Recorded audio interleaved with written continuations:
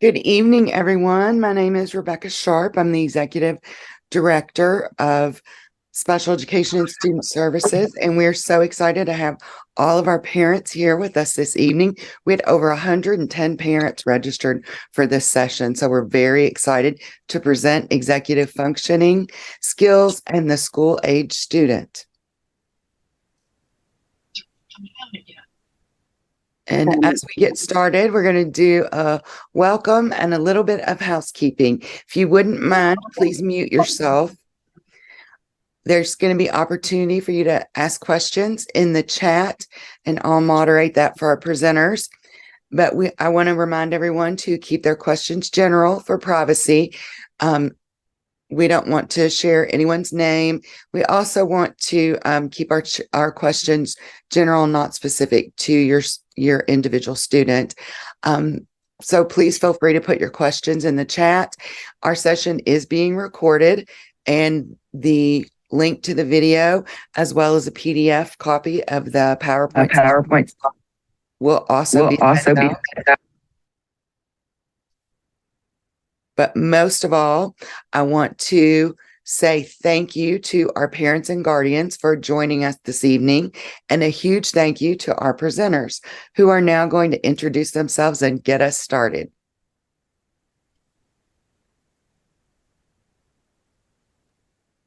Hey, friends. So I am Brittany Allen Shaw. I am the Special Education Administrator at Mary Ellen Henderson Middle School. And my name is Miriam Perrone. I'm a speech language therapist, and I work both at Oak Street and then at Meridian High School. Hi, and I'm Mr. Kieran Shakeshaft, and I teach social studies at Mary Ellen Henderson Middle School. Hi.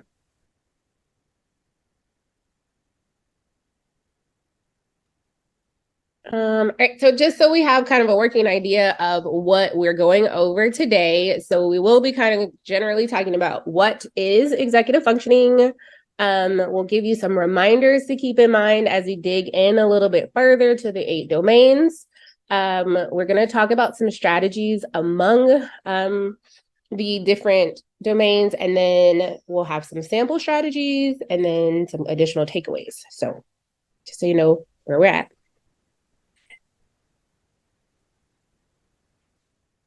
All right, so I think that's me. So executive functioning defined, because I think executive functioning is a word that gets thrown out a lot, and like having a solid definition is important because there's a lot of them out there, right? But executive functioning skills are the core set of, we're covering up the answer there. Cognitive skills required for planning, completing, and evaluating the completion of tasks. So there's a lot of things that go into executive functioning, and we'll go over each of them through the presentation as we go.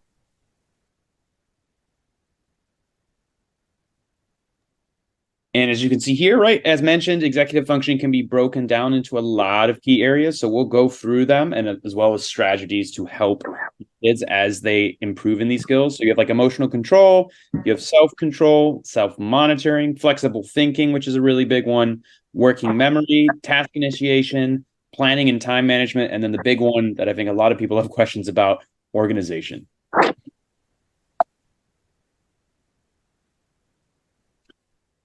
So as we kind of dig in, I do want to keep kind of forefront of our mind that everyone has a pattern of strengths and weaknesses. So there are several different domains, and we all will kind of have great strengths in some and maybe not as many strengths in others. Weaknesses in executive functioning are not related to intellectual skill, so they are not kind of interconnected. And then executive functioning, he skipped my last one. Wait, he got excited. It does not look the same for everyone, right? And so just like our kids grow at their own pace, their executive functioning skills also develop at their own pace. So just keep that in mind as you are kind of looking at what your kid is doing versus what someone else is doing. We all kind of grow in our own ways. Now the next one. And then the keys here from you all, me as a parent, we all kind of walk the same path. Children are not born with executive functioning skills. Instead, these skills have to be developed and they have to be taught. So what we're going to talk about today is how do we as parents kind of foster these executive functioning in our students.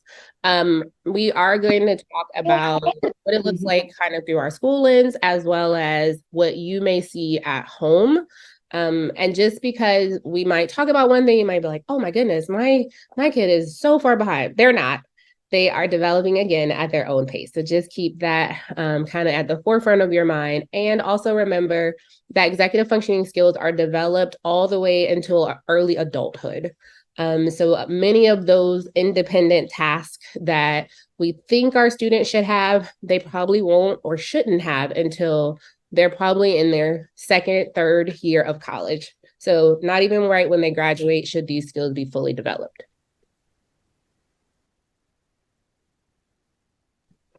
So the first area that we'll talk about is emotional control. And so that is the ability to kind of manage our feelings, achieve our goals, and complete tasks. This may show up as a negative self-talk or an emotional outburst.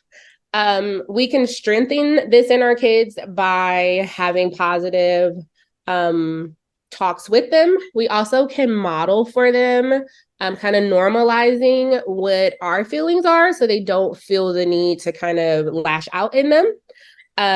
As well, task matching is essential. So we want to make sure that we're always setting our children up for success. So we're not asking them to do something that maybe is beyond their abilities, and therefore kind of giving them that opportunity for the negative self-talk. We always want to put them in a position to be successful and to foster positive talk.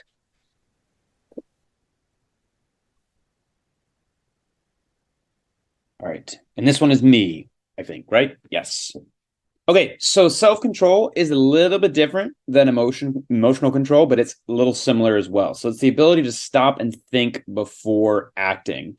So this can show up in a variety of ways for kids, but it can definitely show up most common in high levels of impulsivity, right? So if you have a son or daughter or a child that can sometimes struggle with doing things without thinking, right? Or just immediately blurting out in class is one that's really, really common that I see as a teacher all the time, right?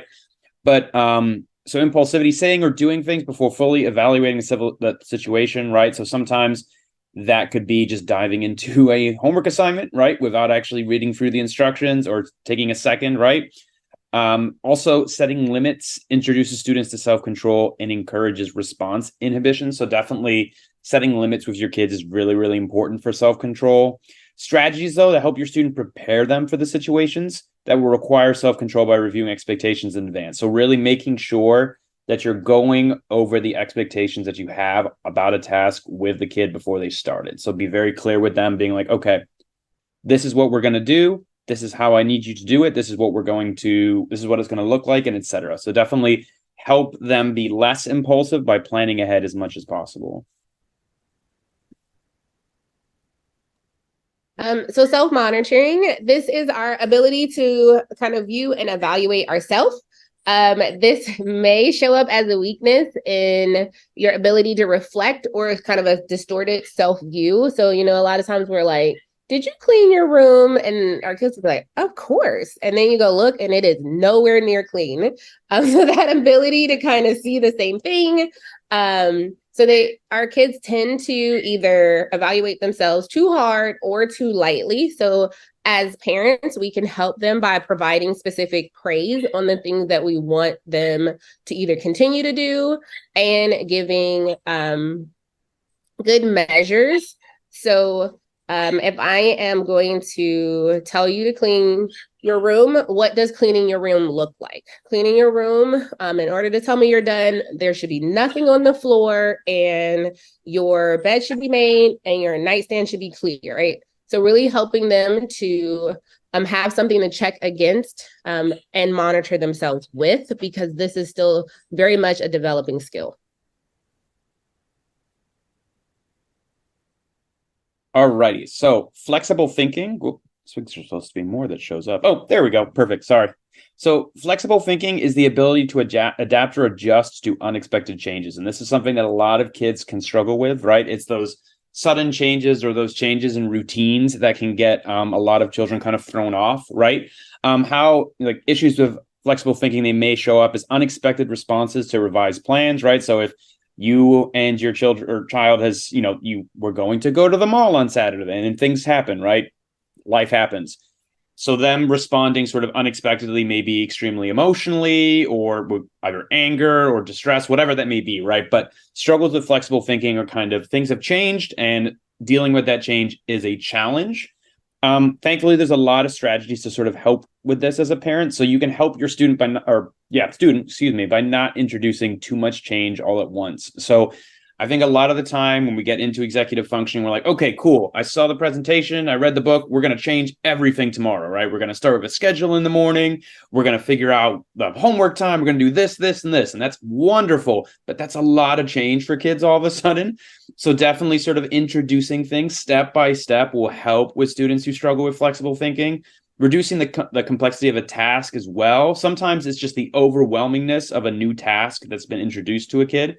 So if you just kind of reduce it, and again, sort of, if you can, introduce slowly, that's definitely going to help with flexible thinking.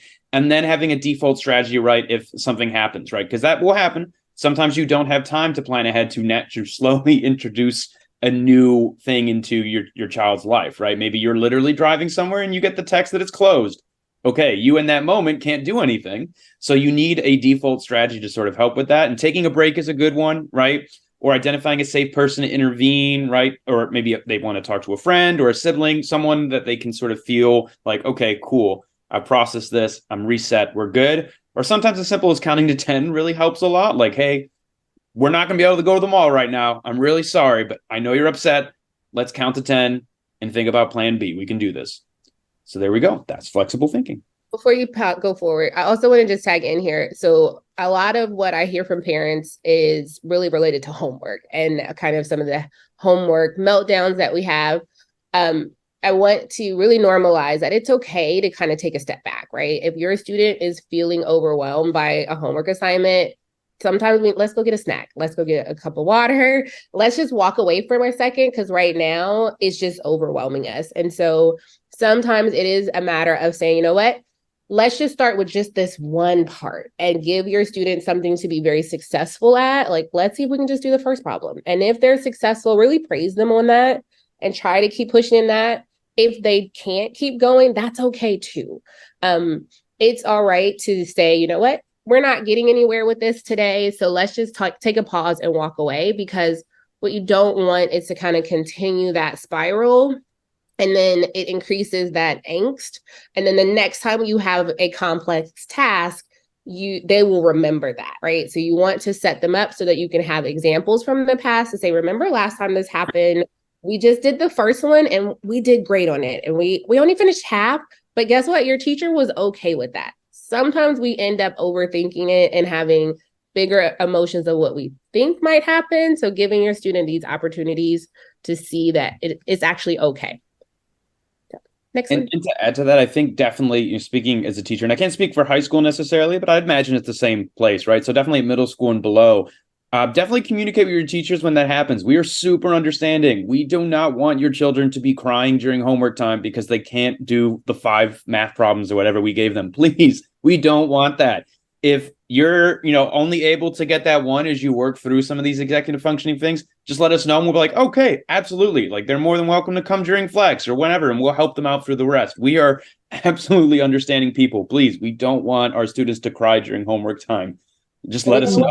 Life to be difficult either. I mean, I know most of us probably remember our mommy schools. I can definitely remember sitting at the table with my mom and doing math problems. And there's a lot of fear still in my heart related to math homework and my mom. So I don't want us to continue that cycle. Please just shoot us an email. We used to have our hashtag handle with care. It's still a thing. Just hashtag handle with care. We didn't finish it tonight. We'll try again tomorrow. And we are here to kind of be in community with you. Oh, no. They're in the dryer. If you could mute yourself, that would be great. Thank you. All right. So this takes us on to working memory. And this is one of those things where it's your ability to use information held in memory to complete a task. So for adults, that is, oh, okay, I need to go to the store and I need to get milk, bread, butter, cheese, and eggs, right? And then you get to the store and you're like, I need milk and eggs. What are those other three things? So that ability to kind of hold on to information and be able to use it. For our kids, it shows up in the classroom like, all right, guys, I want you to pull out your paper. I want you to write your name and then go to your cubby and get, your folder. That was a lot of steps. So maybe they got their name on there and they pulled out this paper. And then I don't know what she told me to do after that. The ways that we can help are creating consistent routines, using written reminders, and then rehearsal. And when we say rehearsal, that means practicing what things look like. Our kids are at that age where muscle memory is very much a thing. If you ask our math team, some of the reasons why we do this is how you set your problem up. It almost turns into muscle memory. And even if the student doesn't necessarily know what to do, they know that I always draw this bar and I bring this one down. And that kind of gets you halfway there. So being consistent in some type of routine is always going to be effective. But please do not make your routine 15 steps. So we started a routine here at home and I thought it was fabulous. My daughter had a little checklist and I was like, look. There were 12 items on it. And she went to Mimi and was like, yeah, but mommy makes me do so many things. I realized that I had made her routine too long. And she was like, I can't do all of this. So we had to scale back. So that's what both myself, the whole team is saying, really start small and then build upon it. So if you're going to start creating a homework routine, really start with like two things. You're going to get your snack and get your agenda. Once we are successful with getting our snack and getting our agenda, then we can add on a new step. And I know that you're like, my goodness, when are we going to actually have like a full routine? How long is it going to take? It'll be the end of the year. Maybe so. But once you create that routine will take you so far. I literally am an adult and I can remember that was my routine. I came home, I got a snack. I usually had cereal. I got to watch 30 minutes of afternoon cartoons, and then I had to pull out my homework. And I always had to do English first because I didn't really like doing my English homework. And math was last because I loved doing math, right? But we started very slowly. And sure, it probably took, I think, all of third grade and maybe part of fourth. But by the time I got to middle school, those strategies and steps were already in place for us. And my mom really didn't have to worry about it anymore. So I know there's a little bit of frustration as the 12-step initial routine person, but starting slow and then building upon it definitely will take you a whole lot further. All right. Task initiation. So this is one that I feel really good about. This is one that I work on in my class with my kids all the time. But task initiation, if you've never heard it before, is pretty much like it sounds, right? The ability to start and finish tasks without procrastination, which I definitely feel like is a lot of middle schoolers' big thing is procrastinating. I don't know how many times I have kids that be like, oh, well, it's not due until Friday. I don't need to do it now. It's like, well, it'll catch up, especially if you don't ever initiate the task, right? Then it's definitely going to catch up. So obviously task initiation can have a lot of impact. In particular, right, the difficulty just beginning a given task. And I think a lot of parents and teachers are like, oh, well, it's only 2 questions. It's an exit ticket or whatever it is. It's really easy. Why can't my student or my kid just start it? And a lot of the time what happens, excuse me, with kids is they're manifesting literally flight, fight, or sort of freeze mentality, right? When you give them an assignment, if they're maybe sometimes not very confident in that class or they're not sure what to do, their immediate thing is to avoid. And that's that flight, right? Like the procrastination, being like, okay, well, I know it's due in an hour, but I can be on my phone for 30 minutes and then I'll get on it. Not a big deal. I'm avoiding that task. Fight is, you may see very often, right? When you have your kids who are literally just kind of refusing to do it, they're getting really upset about it. Like leave me alone, mom or dad. Right. I'm going to do it. Just leave me alone. And then freeze, I don't see as much, but it does happen, right? Where a student can just get so overwhelmed that they kind of don't know what to do. Sometimes there's a little bit of internal distress too, but definitely. So issues of task initiation can manifest in many, many different ways. It absolutely depends on your kid. But thankfully, there's a lot of things you can do to help mitigate the task initiation struggles, right? So definitely finding visual cues for task initiation is important. I don't know how many times, like as a teacher, just making eye contact with a kid when I know that they're supposed to be starting something will help, right? So just visual cues, you'd be like, hey, I see you. You said you were going to start it. Let's go. Like, it doesn't have to be like intimidating, right? Just you can be like kind of chill with it, but like, let's go. We got to start it. Come on. And definitely using technology, right? It's awesome that we have all this technology available. And thankfully, there's a lot of different technologies out there, especially for task initiation, right? So I know for a fact there are apps sometimes like you can send literal reminders to your kids as they're working on the computer, like, hey, let's get started. Let's do it. I definitely wouldn't use them all without talking to your kid first, because that can be really scary when they're working on something. And then all of a sudden, mom or dad pops up in the right hand of their screen and like, are you working? So I talk to them first before you start using that stuff. But they are out there, and that can be really useful if you and your student are comfortable. But I think, honestly, the biggest thing, and this is what I do almost every day with any independent work in my classes, is breaking apart tasks into manageable pieces.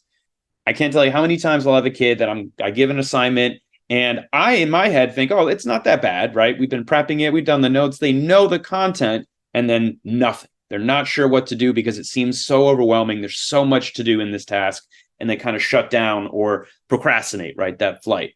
So breaking it apart. And a lot of teachers will do that naturally, right? At least in the middle school, a lot of these big projects are broken down into pieces for that very reason. So it's not overwhelming. If you get an assignment or your student has one that isn't broken down, though, you can break it down with them, right? You can be like, okay.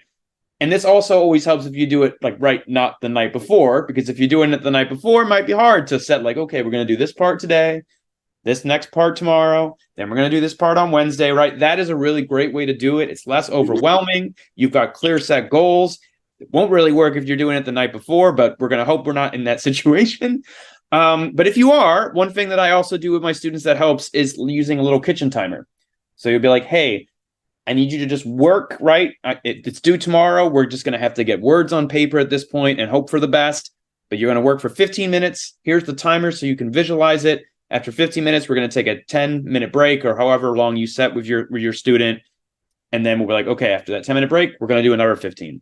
Then we're going to take another break. And then another 15. So breaking it up, like even if it is due right the night before, worst case scenario, there are still things you can do to prevent a meltdown situation. So breaking it up with a kitchen timer sounds kind of odd, but I do it in the classroom and it works really, really well.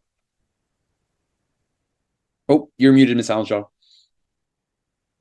Thank you. In that same vein, make sure that your timer kind of approach is appropriate to your student. So I can't remember where I read it, but it's the rule that I kind of work by is your attention span is kind of your age plus 2. So if you have an elementary student that is, 8, a 15-minute timer actually is kind of long for them. Maybe you need to start with a 10-minute timer. Our middle schoolers, 15 minutes is a bit of a stretch for them, be honest. As an adult, 20, 25 minutes, and I need to go and get a snack or something to move myself about. So just really making sure that you're setting your kid up for success. And I think, as parents, I've been in education for too long. I don't want to age myself. And when I became a parent, I too had these very unrealistic expectations for my daughter. And I was like, why is she not responding properly? Like, I am a teacher, I'm an expert at this. And I'm like, oh, because you're doing it all wrong. You cannot set a 15-minute timer for your second grader. That is a little too long for her to sit and sustain attention. When we dropped that timer down to 5 minutes, she was so successful, right?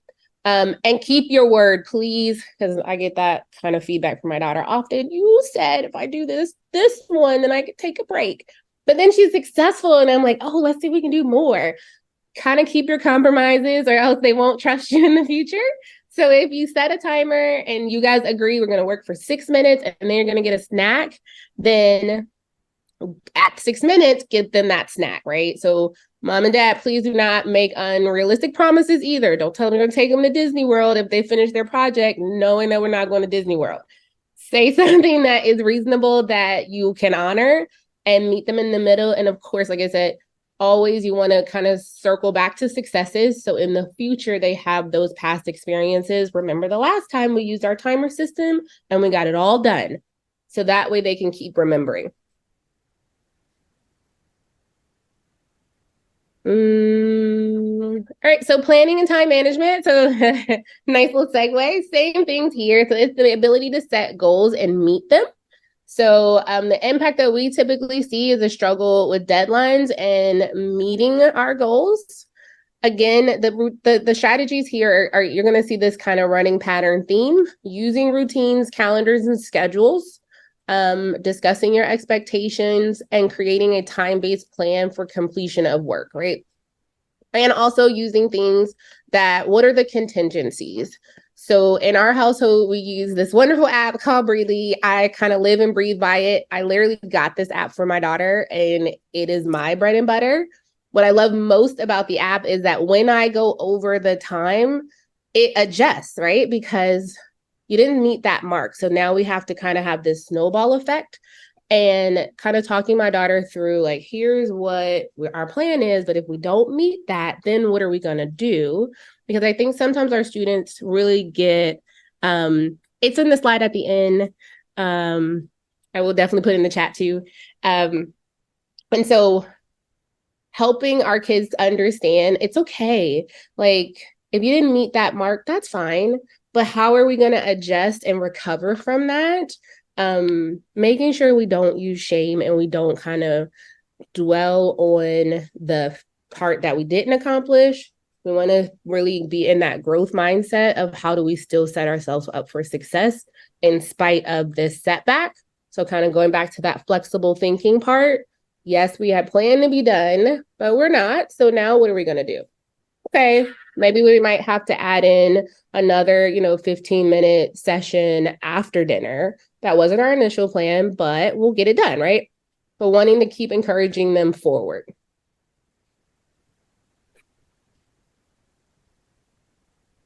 All right. And that's me again for, I think, probably my favorite one. And this is the one that I think when you hear executive function, you're like, oh, that's organization. And so far, I hope you've learned that it's more than organization, right? But organization is definitely a really, really big one, right? And to give it a simple definition, it's just that ability to develop and use systems to keep track of materials and information. I think the materials and information piece is really important because sometimes organization is keeping track of your literal school items, right? Like making sure your binders are all organized and your locker is organized or your room is organized or your closet or whatever it is, right? And sometimes it's information, as in, do you know when you have cheer practice and how long it lasts? Do you remember that you have tutoring on Thursday at 7:00 at Panera? I don't know if they do tutoring there, but like it could be information and material. So organization is not just the physical part, it's also the mental part too. And it's really, really important. And obviously the immediate impact you see of students who are growing in their organizational abilities or just managing the materials and their space and also the information, right? Are they missing, are they forgetting that they're supposed to be having tutoring sessions or cheer practice, or that they promised that they would go and see grandma on Saturday, whatever, right? So it's not just, are they keeping their room clean or their closet clean or their gaming area clean or the lockers for school-wise, right? It's also information. The biggest tip, though, is to start small. I think especially as a middle school teacher, kids come into 6th grade, sometimes 7th grade, and they're like, okay, my kid's in middle school now. They should be organized. And in a way, I mean, yes, does it like help to be organized? Kind of. Should we expect them to be 100% ready to go and know how to be organized by middle school? Absolutely not. It's something that is going to take a lot of time. It's something that you require growth, and it's not, for some kids, you have to actively work at it too. But starting small is the way to go. You don't want to bite off more than you can chew with organization, because that will overwhelm kids a lot of the time, and then they're not going to follow through with it. So all these organization plans are wonderful, but if they're not small and reasonable, they're not going to work. So you need to make sure that it's being reasonable and small as you start, so it does work when you do use an organization system. Speaking of organization systems, there's a lot of them out there. And while I definitely think that all of us have our own organization systems, right? For me personally, I use a mix of Post-it notes and Google Calendar, and that works most of the time. But I know some people have whole apps that they use, agendas. They have all sorts of things that they like. Everybody's different. And I think that your children are no different, right? So just because you're a Post-it parent does not mean that your kid is a Post-it kid, right? They may prefer an agenda. I know a lot of kids in particular are always on their phones, right? So having an organizational system on their phone could be for them. And it will take some trial and error and some experimentation, right? Like you might have kids that are like, oh no, I want the phone, 100%. Are you kidding me? That's the way I want to organize. And then they practice and they're like, oh wait, no, this is not what I need. This is not working, right? So definitely experimenting and having discussions and giving some choice over that and flexibility with it too. Like try things out. If it doesn't work, okay, we're going to try a different method, right? Trial and error. And I think middle school in particular is a perfect time to do that because it's kind of prepping for high school. The teachers, but yeah, I'll speak for all the teachers in the middle school, right? We're understanding. We know that the kids are growing in organization. So we know that they're going to be experimenting with different things. And sometimes it works, sometimes it doesn't. And that's fine. Definitely daily supervision, though, is important. I've had a lot of conversations where like, cool, we downloaded the app, we showed them how to use it, and they're off. No. Not always the case, though. Sometimes and oftentimes you need to have at least daily supervision, at least to start. Maybe after a few weeks and they're getting it down, then you can hang back a little bit, give them a little bit of ownership and some freedom. But definitely to start, you need supervision. I don't know many kids. I've met a few kids here or there, but I haven't met many that are like, oh yeah, I love organizing. I love making Post-its and love filling out my agenda. It's my favorite thing. There are a few kids like that, but it's not super common. So definitely having a little bit of daily supervision, and it doesn't have to be overbearing. It can be very simple. Like, hey, I know we decided that we were going to write down your homework in your agenda. Do you have it ready? And they'd be like, okay, cool, you do. Nice job. And then next day you try again and you do that for a few weeks. And then after it seems like they've got it, then you start maybe every other day, right? Giving them a little bit of ownership, but at least starting daily is really helpful. Checklists are really, really good too. And that helps a lot for school. Every class does need, especially in middle school, I can't speak for elementary school, but I'm sure it's the same in high school, that every class has slightly different things that they need. Some teachers are binder teachers. I'm a binder teacher. Some teachers are, no, everything's online. You don't need to bring anything, right? And that can be really overwhelming. And it can be hard, especially with kids who struggle with organization and executive functioning, to know, okay, I'm going to math. What do I need for math? So making checklists with them and communicating with their teacher as you do this, right? And be like, hey, I'm making checklists with my kid. Could you let me know what they need for your class? Oftentimes it's in the syllabus, but definitely reach out. So making those checklists, right? And I've had kids in the past that'll have like a little, not a binder, but like a little stapled sheet that'll have their checklist for every class.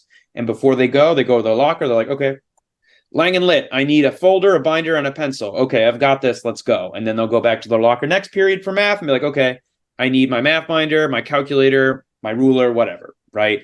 So definitely having checklists helps a lot. And that could be for your locker, for your homework as well, right? And that's kind of most commonly in like an agenda, right? Where you're tracking what you have and when it's due. But you could also do checklists for other things at home, right? If someone needs to organize their room, make sure it's tidy and everything like that. You can make them a checklist. Like, this is what an organized room looks like. Your socks are in the drawer. Your Xbox controllers are put away nicely. You've made the bed. There's no, plate of old food on the floor, whatever, right? So definitely making a checklist on what they specifically need to have or what they need to do to be organized is really, really helpful, both school and at home. But yeah, that's organization. So in that same vein, I also want to kind of really highlight that as our kids get older, there is this, I don't know, this misconception that like, my kids in middle school, I get to kind of lean out. They got this. Actually, no, that's really when we kind of got to lean in. I almost call it the terrible teens. So it's very much like the terrible twos. So if you guys think back, remember when they were 2 and they were like, I can do it, I can do it, I can do it. And you were like, no, you can't, no, you can't, no, you can't. That's exactly what they're like now. In middle school and high school, they're like, I can do it, I can do it. No, they can't. They do still need you. They need you to ask the questions. They need you to be that kind of safeguard for them. They need you to say, hey, where's your agenda? Did you write anything in it? Have you checked the agenda? Have you checked Schoology? There are all these systems in place, but they still need us to be there to remind them of it and to kind of safeguard them with it. I think what is an interesting tidbit that we kind of came across as we were kind of preparing for this presentation is it is not until kids are between 13 and 18 that they should be able to use a system for organizing schoolwork and activities. 13 to 18. So think about how old your friends are. And that's quite a bit of a range because remember that we all develop at our own. So some kids, it might take them all the way till they're 18 before they're able to manage and navigate an organizing system on their own. And so I don't want you to think that like, oh my goodness, what is happening here? The kid's a late bloomer in the organizing skill. They will get there, but they're not there yet. And until they get there, the best thing that you can do for you, for your own personal sanity, is to just go ahead and lean in and accept that I'm going to have to still help you make your checklist. I'm going to have to still ask you about your organizing system and work with you on it. And the sooner that we do that, the easier that kind of our life is, because we always want to have very realistic expectations of what our students can and cannot do. If they don't have these organizing skills yet, kind of telling them to become more organized is not going to work. It's not that kind of skill. It does have to be honed and that muscle has to be built. And some kids, I still can't run the mile yet. I just never will. And much like organizing, I probably will never be able to organize really independently. I have people come and help me still, and I am a full functioning adult. So I really want to normalize some of how our students' behaviors and having those realistic expectations at home, and that you're not the only one. Trust me, your kid is not the only kid who still leaves their towel on the floor, even though you tell them every single day to pick their towel up off the floor. I promise you're not the only one. Right? Let's keep going. So then you should see some themes. We did go over a lot of information, so we definitely wanted to just highlight, if you kind of forget everything else, here are the big takeaways. Make sure you're using very explicit language with your student. You're being very clear on what the expectation is. Generalities like, please clean the kitchen. Looks clean to me. So what does a clean kitchen look like? What does a clean room? What does folded laundry put away look like? Provide clear examples to your student. I think it was Miss Sharp who actually told me I had to clean my daughter's room and take a picture so that she had a very real working example of what a clean room looked like. And I was like, all right, I guess I'm gonna have to clean Ryan's room. Break steps down into manageable parts. So really helping your kid to chunk those activities or those tasks into reasonable things. First thing you need to do is take all the clothes out of the dryer. That's an easy one. Check that off. And the more things that you kind of give them to be like, yes, I did that. Give them those wins, even if it's take the clothes out of the dryer. Provide visuals. So there are so many different visual things you can use. We actually have a little check thing where the checks slide back and forth. We have apps. Alexa, if you guys have an Alexa is the MVP in my house. She thinks I'm talking to her right now. She provides all of our reminders, all of the timers, all of those kind of set up things, and then just practice. It's muscle memory. Your student has to practice doing it in order to really get the skill down. And then next up we have Ms. Perrone is next to give us some concrete kind of working examples and strategies of how you can put these things in motion. Exactly. So I'm going to talk a little bit about Goal, Why, Plan, Do, Check. And this is a tool to help students with setting goals, creating plans, and then reflecting on their progress. And the Pink Panther screenshot is there because I oftentimes show students this Pink Panther video, Think Before You Pink, in which the Pink Panther is trying to cross the street and has to create multiple plans before he's successful. And so the idea is that if you're not successful, it's not a personal failure. You simply need a plan B, plan C, plan D. It made me so happy the other day when a student said to me, because I needed to reschedule a session, it's okay, we'll just make a plan B. I was like, yes, rather than for the student to kind of get stuck and be frustrated about the change. So this is a framework that can be used for any kind of goal. It could be something social, like inviting a peer to get food at Lazy Mike's, math homework, or getting a first job. I previously used it with a student who had a lot of dysregulation, who had shared that they oftentimes became very frustrated after getting out of the shower. And this is kind of one of those, like when we were talking earlier about sort of breaking things down for students and for our children and teens. I asked the student, well, why were you frustrated? Because I wasn't sure I fully understood. And then the student described, well, because I was really, really wet after getting out of the shower. And so that led me to ask some more questions. Well, eventually I said, do you know how to dry off when you get out of the shower? And the student answered, no, I really don't. Okay, so now we have a goal. We're going to learn how to dry off after the shower. We have a why, because frequently you're really frustrated and you shower almost every day. And so this is a good thing to work on. And then our plan A, which was to like really concretely talk about how the student was doing it, how the student might make some adjustments. And after we kind of evolved to a plan C after several sessions, and then the student was able to reflect, I think I have it now, I've got it. And so this is an academic application, but it's a different way of sort of thinking how we can use this. And then the next slide has a completed goal Y plan, do check. And it's helpful to remember this is from Unstuck and on Target, a curriculum that was developed out of Ivy Mount. But they really stress that's an important always to use the student or child or teen's why. So the why of driving to school for the teen is to get donuts with friends. And, that's probably very different from the parent's why. The parent probably cares less about the teen getting donuts before school, but more because it makes the morning routine simpler. But when I'm working with students and using this, I always use the student's why, because that's what's most meaningful for them. Sometimes I'll talk about what my why is, but I don't expect that they would have that same why. Some of the older ones, maybe it's getting a little bit closer, but oftentimes it's different, and that's okay. All right.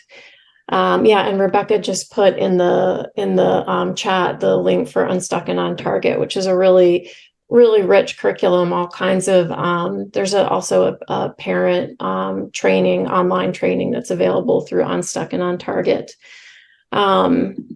Okay, so I'm not going to talk too much about this because I know Brittany and Karen already covered a lot of this, but it is just so helpful to kind of model self-talk for planning. And, say your child has like a writing assignment. For a lot of children and teens that I work with, writing is very, very hard and frustrating. And so the minute that there's a writing assignment, kind of the negative self-talk kicks in. I can't do this. I hate it. I suck at writing. I'm never going to finish. It's going to take forever.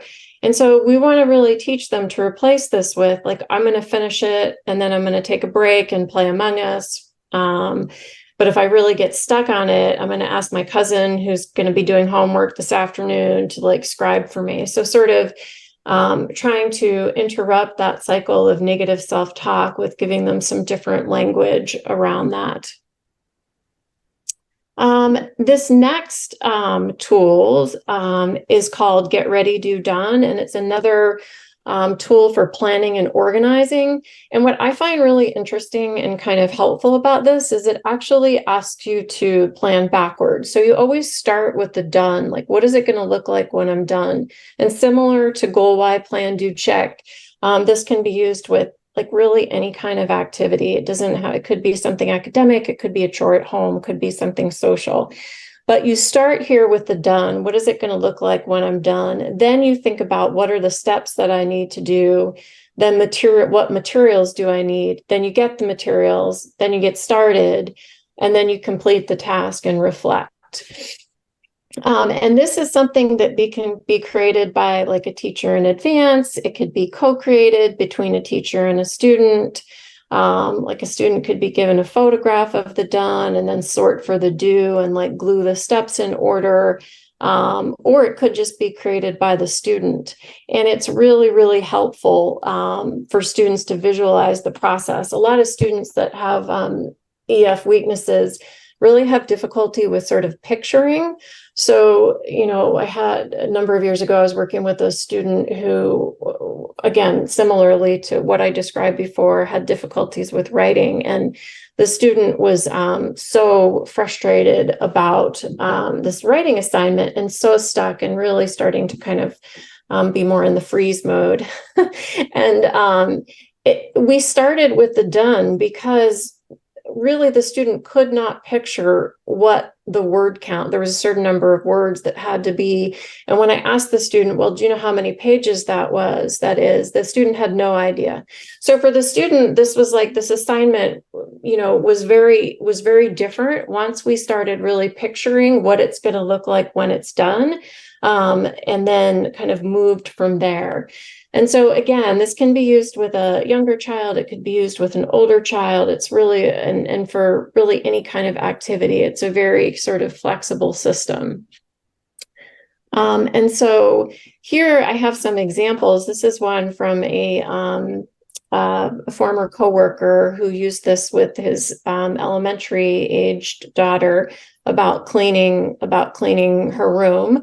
And again, like as others were saying, like there wasn't really his daughter didn't have a clear picture of what it was supposed to look like when she was done. So once she had that picture, it was actually pretty simple for her to complete.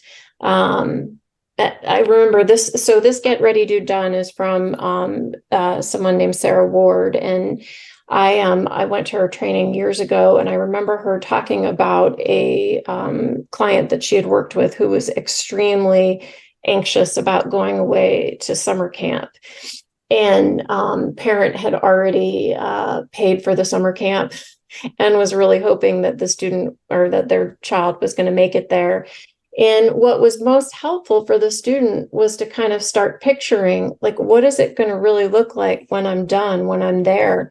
Because the student didn't really have a picture of like, what is it going to look like where I'm going to be sleeping? What is it going to look like as far as what I'm going to be doing during the day? Like once that student had like a client had a clear picture in her mind that they were going to be sleeping in a bunk bed, they were going to be walking over to the dining hall, doing all those things, then actually the client ended up going, and it really wasn't that much time to help that student shift. It was like a couple sessions, but that visualization really made all the difference. And then this next slide is just an example of one that could be used during like an OT session, making like a sensory bottle. And then this last one is of something I did a couple of years ago for the Sea Creature Explorer. This is a 5th grade project. And so if you look at it, it's actually, this took me a long time to do. It was actually very complicated to figure out how to get it all on one page. But the done was that there were 3 different parts. And so as you can see, there's like a picture of each of those parts. So the student can kind of think about, okay, I need a model, I need a 5-page written report, and I need a 3 to 5 minute oral presentation. And then next to, and for the do, it has all of the kind of the steps and then links. And then the materials, you'll kind of notice that one of the materials is actually being open-minded and being a communicator. So thinking about what you need can not only be sort of like the physical elements, but also sort of what mindset do you need to be able to get through it, especially if it's something more challenging. So I think that's it. Oh, one other, I'm going to go ahead and skip to slide 27. The last thing that I wanted to talk about today is actually kind of what's most important to me right now, as far as thinking about EF. And that is really teaching our students to be good self-advocates. And this is also from the Unstuck and On Target curriculum. This is from a high school edition of it. But really the importance of teaching our students to ask for what it is they need as learners. Good for all students, not just students who have any EF weaknesses in particular. But this is kind of a formula for helping them with that. So thinking about like what my goal is, and then what I'm struggling with, and then asking for what you need help with, and having a plan B if you need to.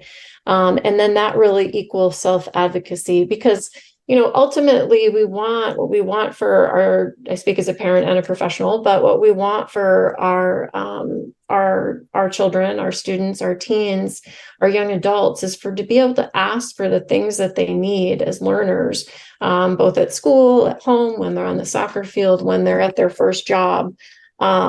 So this visual, I think, is really, really helpful for doing that.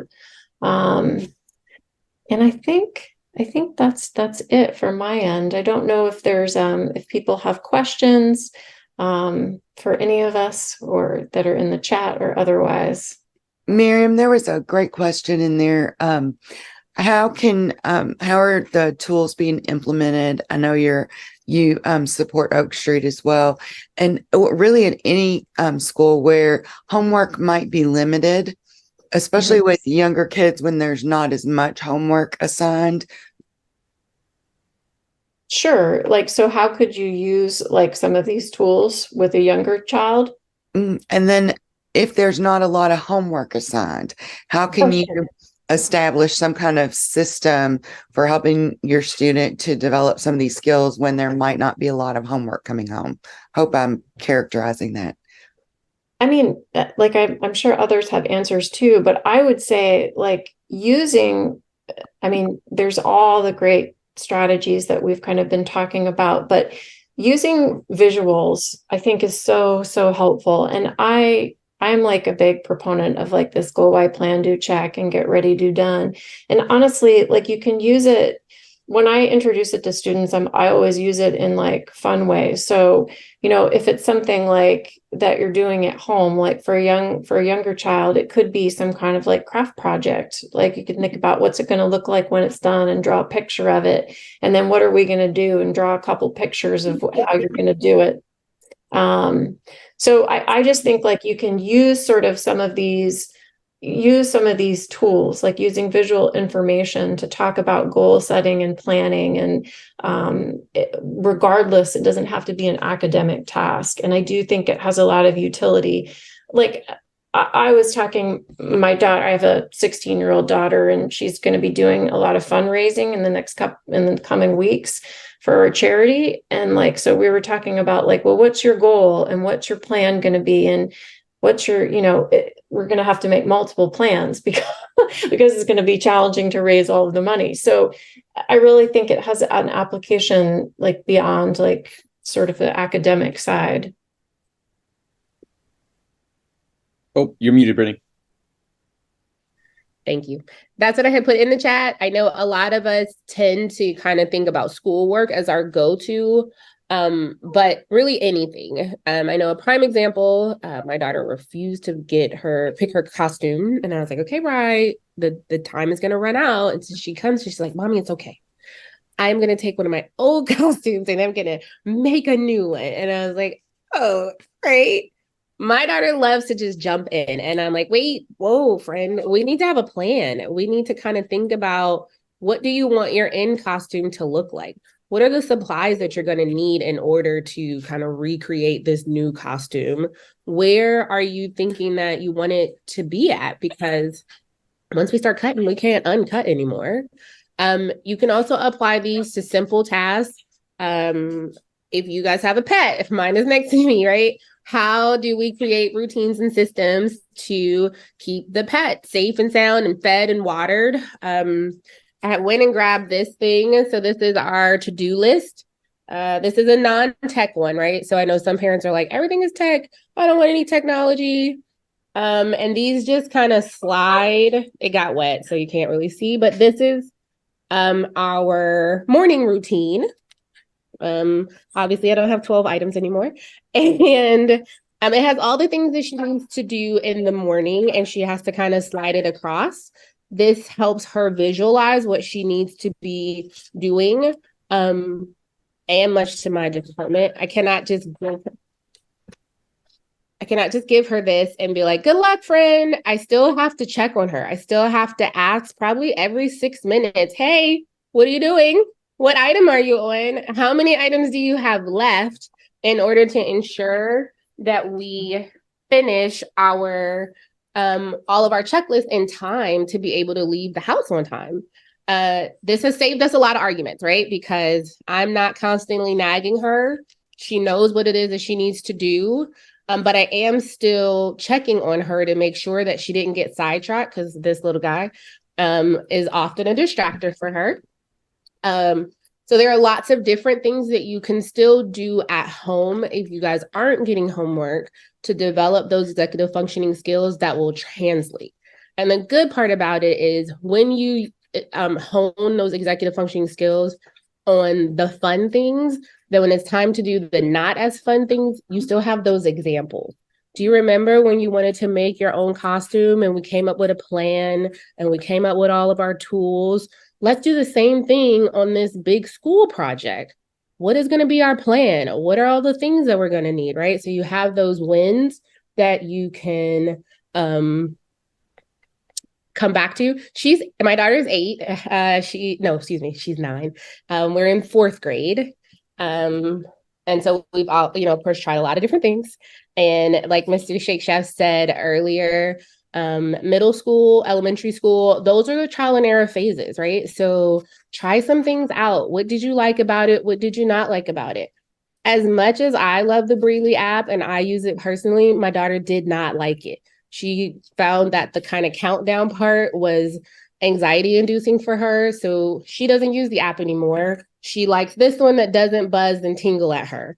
I like the app because I need it to buzz and tingle at me. It needs to be like, hey, you only have a few seconds left to finish this, to keep me on task.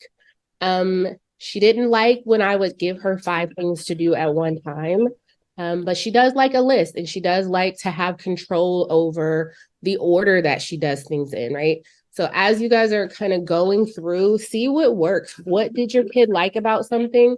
What did they not like about it? And take that feedback and just apply it into how we move forward to the next attempt, or the next iteration of our organization system, to develop these skills.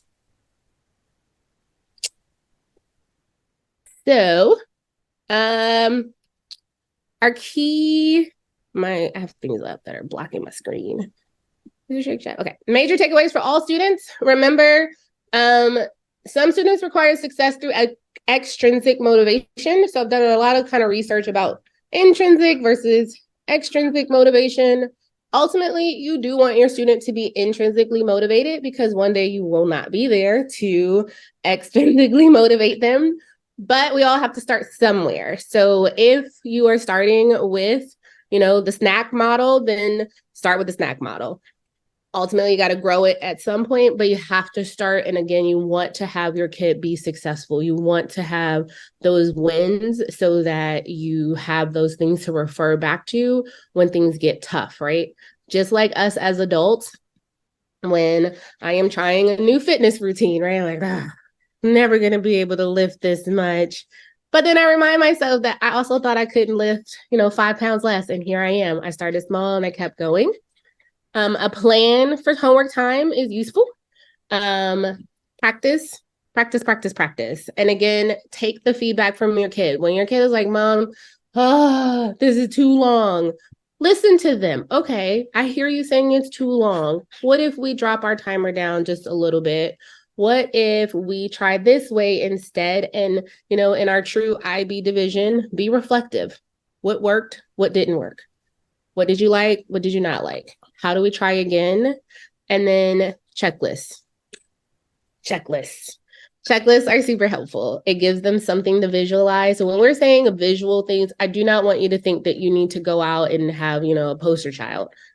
Just a simple Post-it note checklist and boxes. You cross it off. See what they like to do. My daughter likes pens. So we bought nice, fancy, colorful, beautiful pens for her checklist. Use your special pens for the checklist, whatever it takes. And then I think our last slide, maybe. If I could just add one thing, For the planning on homework, and this is something that I've kind of come across recently this year, is I'll have a lot of my middle school students that will be like, well, okay, so I have a 20-30 minute homework time that I do every day. As soon as I get home, I'm supposed to do homework for 30 minutes. And then they'll say, but some days I don't have homework. And I feel like that's a really common thing. And I know that parent mentioned earlier at Oak Street that maybe like, the younger you are, the less homework you have. And what I sometimes tell my students is to keep in that habit of having a set 30 minutes a day at from 4 to 4:30 that they do homework. As I can definitely speak for the middle school, there are always study and practice stuff that you can do in those 30 minutes just to keep that routine going. Right. So just so your students, as they're growing in their executive functioning, getting their routine, understanding that, hey, from 4 to 4:30, I'm doing homework or some school related things. So definitely incorporating, if they don't have homework, and some days they won't, some sort of academic thing can sometimes help that stay in their head a little bit. So they know, okay, I may not have homework, but I know that I'm going to have a quiz in civics next week. So I'm going to do 20 minutes of Blooket. Or I know that I have a math summative coming up in 2 weeks. I feel good about it, but I don't have homework. So I'm going to do IXL for 15 minutes, right? So just having something that they're doing for that block, I think helps, because you don't want a kid that's like, okay, well, I had homework Monday, I'm going to do my homework time. And then Tuesday, nothing. They don't do it. Wednesday, no homework again. They don't do it. Thursday, they only had like one thing. It took 10 minutes, so they didn't even have the full 30. And then before you know it, the organizational system is not organized anymore. It's just kind of like, oh, I do homework whenever I have it. And that, for some kids, sometimes can be enough. But for a lot of kids, that routine is really, really helpful. And I guarantee you, especially if you have a middle school kid or older, there are practice things that they can be filling that 30-minute time slot with. I 100% guarantee for 6th grade and beyond. I can't speak for the elementary school, but I'd imagine there's probably stuff similar, right? But definitely having them do something and sticking to the routine is really, really helpful. But that was all I had. So I'll go to the next slide. But I think there's a question. Okay. In middle school, do most teachers allow kids to have some time to do homework during class? I wonder how to get a 6th grader to make better use of their time in class. My 8th grader seems to get it. Okay, so that varies, I think, year by year a little bit. I know that this year we have, for the middle school, Thursdays our academic advising day. And I believe, Ms. Allenshaw, correct me if I'm wrong, but I think all students will have some sort of an academic, well, not all students, but many students, the large majority will have that Thursday for work time. Now, is that enough for all students to get their homework done? Depends on the student, but I would say probably not, if I'm being honest. I would be quite surprised if any student was able to do an entire week's worth of homework in 1 hour, especially in a class that may have their friends because they're staying with their pack for academic advising. So I know from my kids and my academic advising, they do work. They're certainly not getting the whole week's worth done in that 1 hour block. So I definitely think it's unlikely. And some teachers do allow, like I, as a civics teacher, have built-in time a lot of the time. So there isn't a lot of homework that they should be taking home. However, what I do tell parents is that they can certainly study for quizzes and practice those skills. And I know for math, that's a huge thing. They may be able to finish their math assignment during class or during academic advising, and that's great. But they can definitely still practice at home. So filling in that slot with something will help them keep that routine in their head. And then they're not going to fight with you as much the longer you do it. If you do it for several weeks, they know 4 o'clock to 4:30, I'm doing something academic. I might not love it, but I know that I'm doing it that time slot, even if doesn't matter if it's homework or IXL. So I don't know if that quite answers that question, but that's how I would answer as a middle school teacher. I think it really think about our philosophy of homework. So here in Falls Church, we are an IB division, and we do use formatives and summatives. So formatives really are that practice, and oftentimes that practice is done in class with the teacher's support. When you send things home independently, sometimes the students just don't have the skill set necessary to be able to do that independently. So thinking executive functioning skills and age appropriateness. And so oftentimes what you will see come home is either a summative or they're finishing. So they always typically give students time to start work in school. And then depending on how they manage their classroom time, they may be able to finish it, or they may have stuff to take home. And then in case the English team watches this, I don't want them to like murder us. They should be reading every day for 20 minutes, 15 minutes. Oh gosh, 20 or 15, but every day, 5 days a week. That's what the English team says. So if your kid says they have no homework, they have to read. I promise they have to read. They have to read. And also do not die on the hill of what they read. Reading is reading. So if they want to read graphic novels, let them read graphic novels. Don't make reading not fun by forcing them to read something that they hate. So any more? I think that's our last slide. We kept y'all a little bit late. Thank you guys for hanging with us. We really, really appreciate.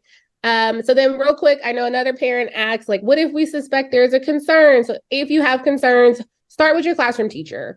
Oftentimes your teacher can help you kind of see, is this atypical or is your kid, right in with the pack? Everybody's about the same place while also still remembering all of our executive functioning skills do develop at their own pace, but they can help you kind of see if your kid is really kind of maybe an outlier and address it. If they have an IEP or a 504, please contact your case manager. And then if you want more, you can start with the school counselor or the school psychologist. All of Falls Church City Schools are blessed. We all have our own school psychologist. Shout out to Peggy Lloyd at Henderson. But they're all very lovely. Obviously, I am biased. She's my favorite. And then here, if you are looking for some additional information, the book Smart But Scattered is a wonderful, wonderful book. This Ms. Sharp is going to send you guys this slideshow. This link for the executive functioning skill development by age is a wonderful resource that does kind of set that tone for where your kid should be. And it does help you to develop those realistic expectations. And then people ask about the Breely app. This link right here is to their website. Smart But Scattered. All righty. Is that the last slide? Yes. Thank you again. Thank you. And Ms. Sharp will send out the video so you can see all of our shiny faces and the PDF of these slides. Thank you to my co-host, Mr. Shakeshav and Ms. Perrone. Thank you, Ms. Sharp, for setting this up and allowing us to share this wonderful information with everyone. You guys have a wonderful night. Bye, everybody. Bye.